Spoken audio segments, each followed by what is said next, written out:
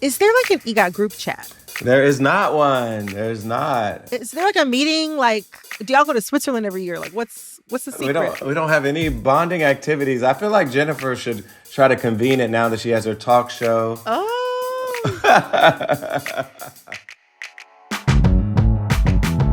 You're listening to It's Been a Minute from NPR. I'm Brittany Luce, and today we're talking to an EGOT winner. Someone who's won an Emmy, a Grammy, an Oscar, and a Tony. And it wouldn't be too hard to organize a group chat with all the EGOT winners because there just aren't that many of them. But one of them, the one I'm talking to today, is a legend. John Legend, welcome to It's Been a Minute. It's so great to have you.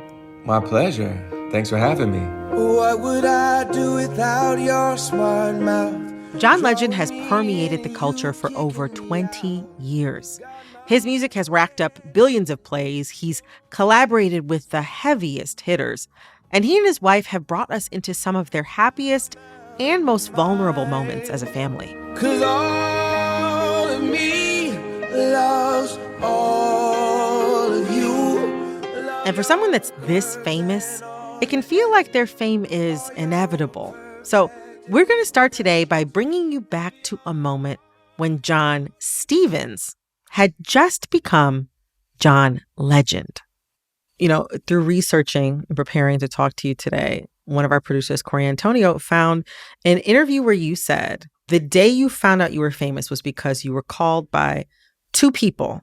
Yeah. You were called once by Magic Johnson, once by Oprah Winfrey to ask you to perform at events of theirs. The thing that's been in the back of my mind, though, since I learned that fact, is like, was that the phone call that like got you to the Legends Ball? Did Oprah call you that day to invite you to perform at the Legends Ball? Yes, and I don't know where you're based, but you got to come see my solo show because I tell the whole story of how I became John Legend, and then I kind of button it with, and when Oprah called, she was planning the Legends Ball, and there's no way that she would have invited John Stevens to play the Legends Ball. It's a good thing that I had changed my name to John Legend because that got me that gig for sure. I'm certain of it. Oh, that's manifestation at its finest. Wait, so thank you first of all for answering that question because that you have brought peace and joy to my soul. Hello, everyone. I'm standing on my front lawn where a little over a year ago, I was inspired to create a celebration. I am obsessed with the Legends Ball, the 3-day jamboree wherein Oprah held a garden party, a white tie dinner, and a gospel brunch honoring 25 of the most influential Black women of all time. Dion, can you take us down that walk? I'm changed. Yeah.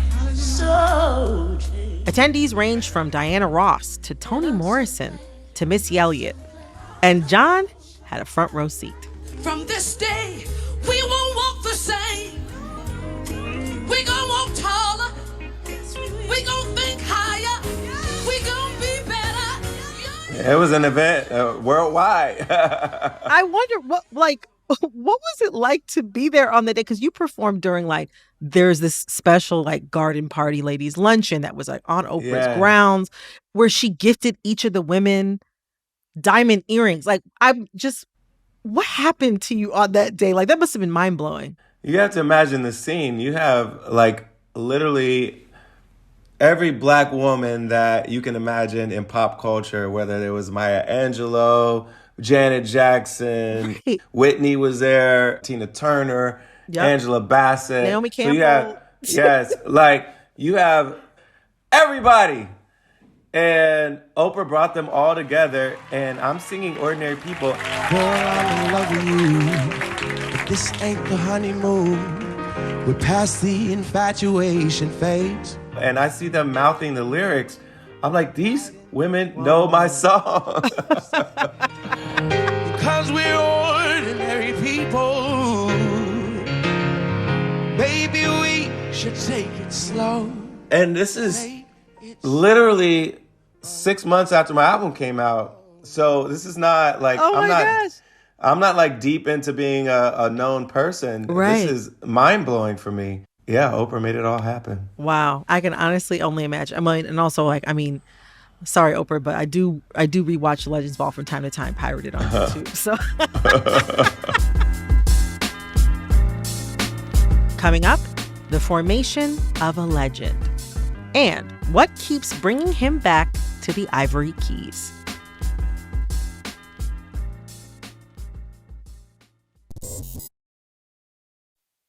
You talked before about how you kind of missed the 80s culturally, that you come from an upbringing where popular culture wasn't always allowed or what was popping in your household. And you kind of came of cultural age during the 90s. Yes. The 90s is such a specific time in Black music. Like R&B and rap were fusing and Yes. soul was taking root. How did those sounds influence your own approach to music? And is there any particular piece of music that you remember from that time that really had a profound effect on you? I was in Philadelphia when Jill Scott was just, somebody singing at open mic nights. You love me, especially different. Didn't have a record deal yet. And Right. Jasmine Sullivan was a teenager singing at these same venues.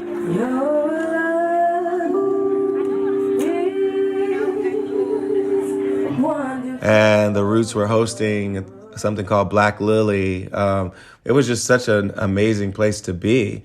I think the most influential album to me during that time was the Miseducation album.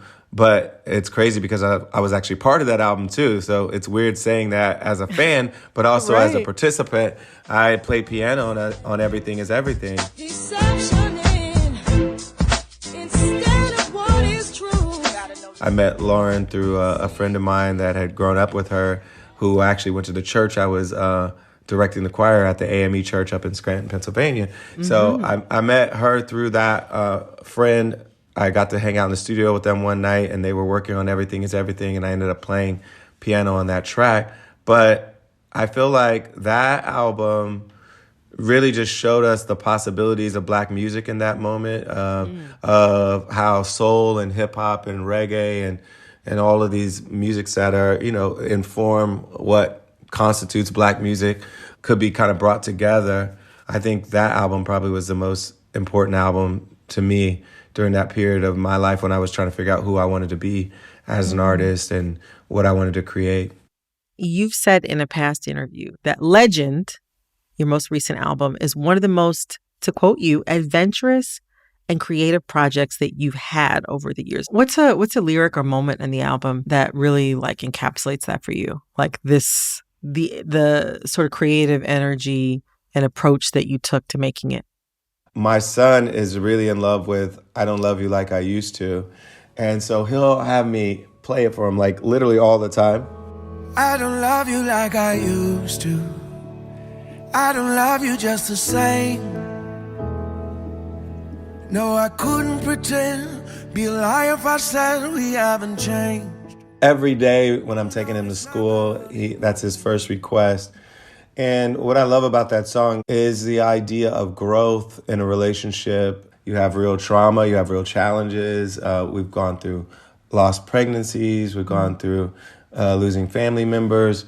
It means your relationship's been kind of tested and forged. Right. And I love that song because I feel like it tells an important story about where I am in my relationship. We're about to celebrate our 10th anniversary. And Congratulations. thank you. It's so lovely too that your son loves it so much that it's perfect. It's like a full circle. Cause after all the years with you, I don't love you like I used to. I love you so much more with every day. We've been talking about your, I guess, penultimate new album, Legend, which came out in September. But you have this fire solo piano version of the album that just came out in February.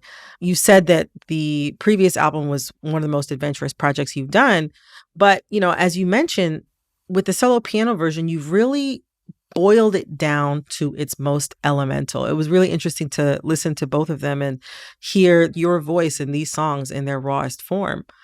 It almost feels like a return to form for you, when I think about when you first really burst on the scene, like at this Yeah. point, about 20 years ago, it was you and that piano. So I Yeah. wonder what keeps you coming back to projects that are just you and these ivory keys.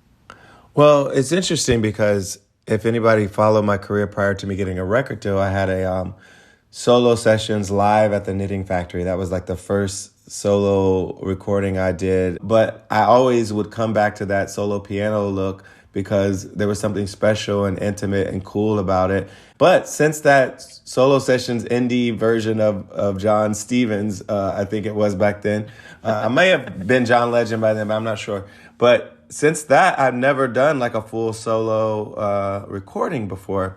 And when I signed with Republic and were getting near the end of making the double album Legend, my label president, Wendy Goldstein, was like, why don't you do a solo version of this? People would love that. And I think it was around the time when Taylor was doing like new versions of some of her old projects. Right. And she's at Republic as well. And I think Wendy loved that idea for me because she just thought it would be a cool way for people to interpret these songs and to hear these songs. And then thinking about, which songs I wanted to stick fairly close to the original version and which ones I wanted to deviate, quite significantly from the original version. Like the song Honey. Honey, honey makes the world go round, the world go round. I really did deviate from the original quite a bit and slowed it down, made it more of kind of like a jazz kind of vibe. Honey, honey makes the world go round, world go round. I loved it. I loved doing it. I loved just playing with it and experimenting and figuring out where I could take that song. And then I loved it so much that I made it the, track number 1 on the album as like the entryway into this, this kind of intimate lounge experience with this album. You've had obviously a very prominent and long career.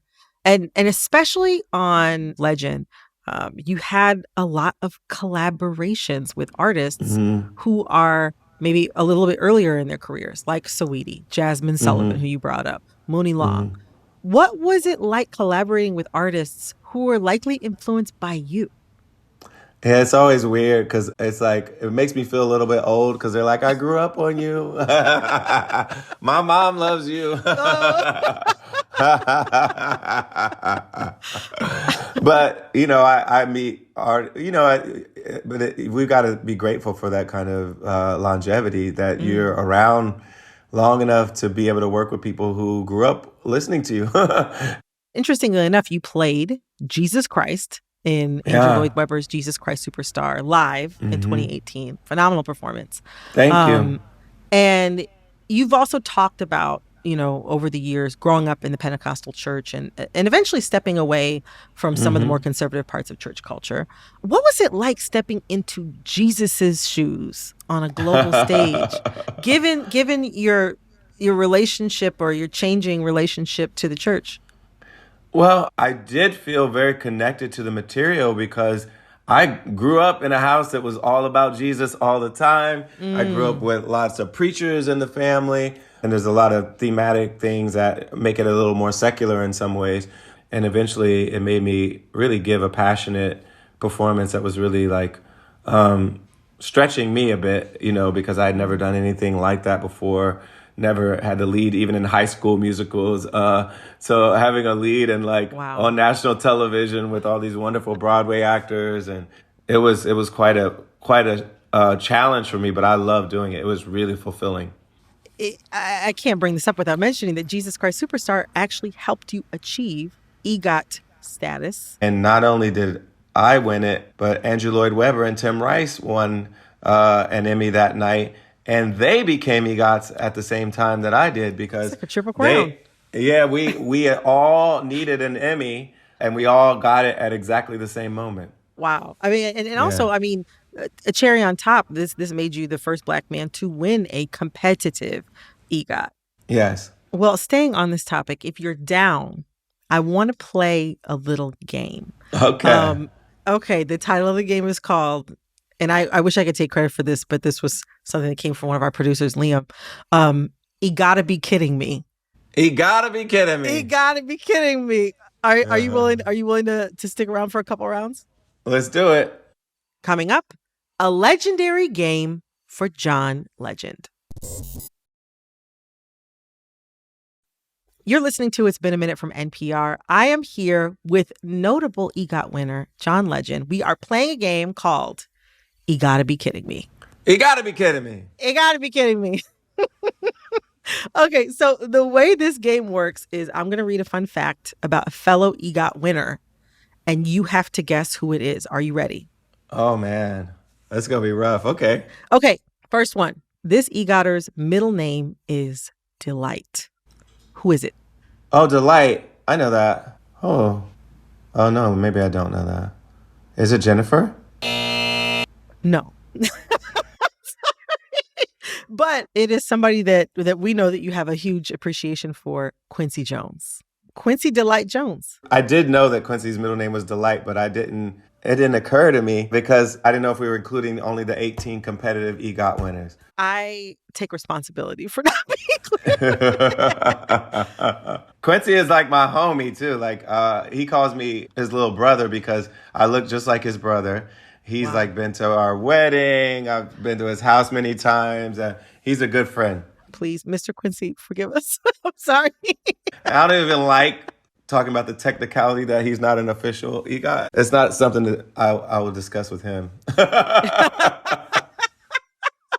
All right. Well, okay. So Quincy Delight Jones was the answer to the first one. There's more chances to be had. Okay. Okay. Second question. This EGOT winner worked on a Disney cruise before her rise to fame. And also, if you want, I'll give you a hint since I flubbed the first one. Is this person mainly a singer or mainly an actor? Would you say? They've done both. They've done both, and they have really been great at both. Oh, so maybe this one is Jennifer then. You got it. Jennifer Hudson, when she was working on this Disney cruise, she left her greatest impression on guests during performances in shows themed to Hercules and The Lion King. Oh. Yes. To quote somebody else, when she sang The Circle of Life, it literally stopped the show. Oh my God. I believe that. More to do than can ever be done. The circle of life, and it moves the soul. She was told that if she wanted to advance her career, that she had to get on television, and here we are. Here we are. She went to American Idol. She didn't win American Idol, but enough people saw her, and then her talent could not be denied. Could not be denied. All right. Yes. Another one. This EGOTer has a mall beneath their house. Who is this? A mall beneath their house. That means they probably live in like a city, like in a high rise. Or their own private mall, I think, to be more specific. They have their own private mall in their house. There's no cash registers because it's their mall, so they don't have to pay for anything. Oh, my Lord. What kind of life is this? I have no idea. I can't even process who it might be.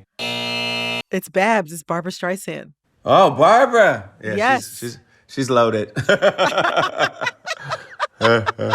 What does that even mean to have a mall in your... I wish there was like another way that I could explain it other than exactly what it is. She has a mall beneath her house. So there's like stores where there's like merchandise, no registers. Employees? I don't know. That part I have to fact check. I'm not sure if there's employees, but I know that there's a frozen yogurt. Does she own all the merchandise? I believe she owns all the merchandise. That's why there's no registers, because she doesn't have to pay. That just sounds like a really beautiful big closet. I did a duet with Barbara on one of her duets album, produced by Babyface. I mean, so that was pretty cool. Now, for me, that's a triple crown right there. Barbara and Babyface.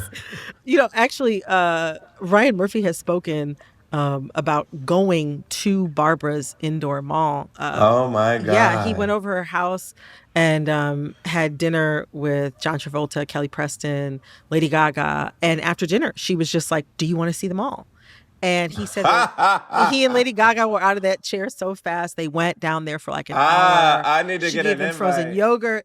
I'm telling you, I feel like 23 is your year. I feel like 23 is your year. I So need to probably get an should have said invite. She sends me a holiday greeting every year, ever since I did the album. But I want an invite to the house. You have to get invited to her personal ball. I want this for you so bad. I want it for you more than I want it for myself. I got one last one. This EGOT winner used to be a phone sex operator.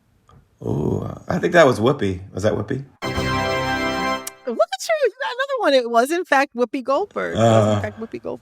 All right. Well, look at you. You got 2 out of 4. And I think that's Not pretty good. terrible. Not terrible. Yes. Not terrible. Thank you so much for playing, John Legend. You gotta be kidding me. You gotta be kidding me. Well, John Legend, thank you so much for coming on. Thank and spending it you. today. This was so much fun. My pleasure. This was great. I had a lot of fun. That was EGOT winner John Legend.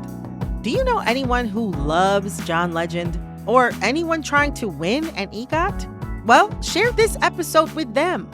It would probably bring your friend delight, and it would help us out a lot. This episode was produced by Jamal Michelle, Liam McBain, Corey Antonio Rose, Jessica Mendoza, and Barton Girdwood. It was edited by Jessica Plachek. I'm Brittany Luce, and we'll be back Friday with another episode of It's Been a Minute from NPR.